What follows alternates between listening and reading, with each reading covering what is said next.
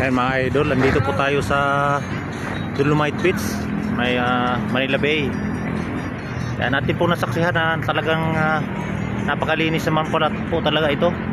So hindi po totoo mga idol na hindi maganda. Okay, malinis. Alam mo, yung dating tambak na basura mga idol ngayon ay kung makikita natin ay talagang napakalawas na beach, di ba? Oh. Alin ba pipili natin? Yung itong malinis na beach or yung tambak ng basura? Oh, di ba? Oh, di ba mga idol? So, ito. Yan, napakalinis at marami rin hong tao na andirito para abangan ang paglubog ng araw mga idol. Ayan oh.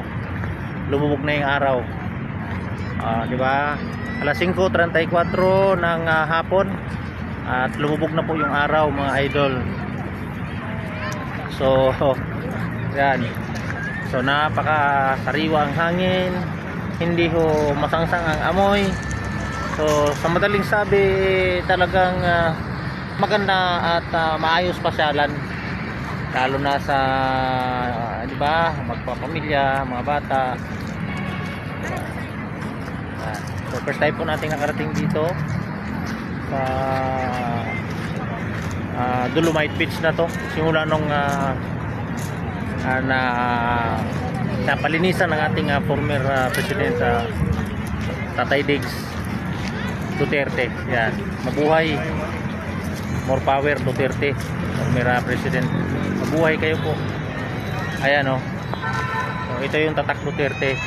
Makikita natin mga idol. So walang halong kahit na bilyon ang ginastos dito, walang pagsisisi dahil maraming tao ang namasal dito at talaga namang namamangha dito sa Dolomite Beach. Although mayroon mangilan-ngilan na maliliit na basura, pero hindi naman ganun karami kaysa naman sa dati. Di ba mga pira-pirasong basura lang, kunting pulot lang, tanggal na yan mga idol. So yan o, mga kabataan naglalaro. Makikita natin masaya-masaya yung mga bata oh. Kung wala yan, so malayo pa yung papasyalan natin. Pupunta pa tayong Cavite, Laguna, Zambales, diba? So dito na lang yan, Dolomite Beach, dito lang sa Manila Bay.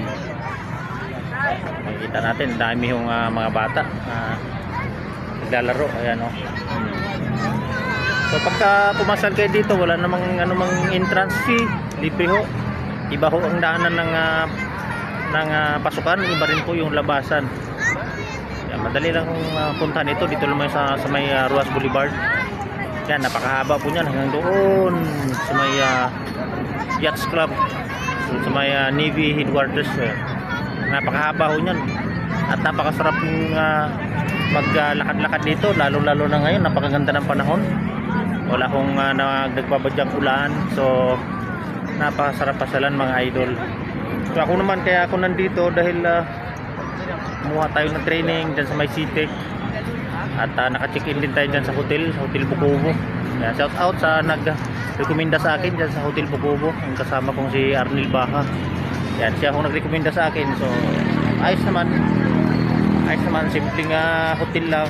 So ngayon tapos yung training natin, so dito tayo ngayon mga masyal, diba? Kahit paano ating saksihan itong napakaganda at malinis na Dolomite Beach, controversial na Dolomite Beach sa panahon ni former President Rodrigo Duterte, diba? The best, shout out former President, mabuhay po kayo.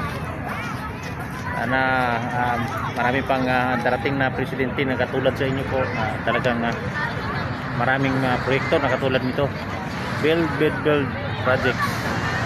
So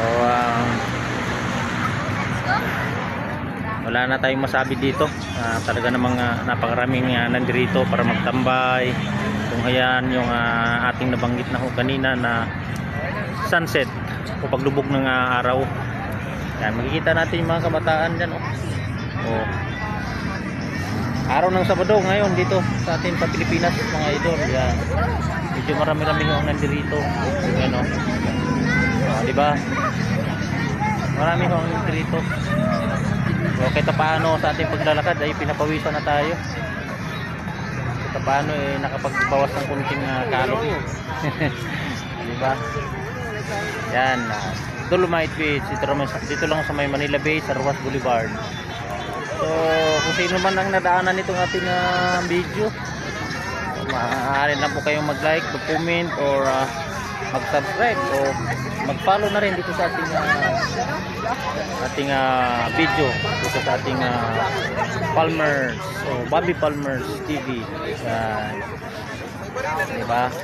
So maraming salamat sa inyong lahat at magandang hapon. Saan man tayo sa panig ng mundo, mabuhay kayong lahat at God bless po. Bye bye.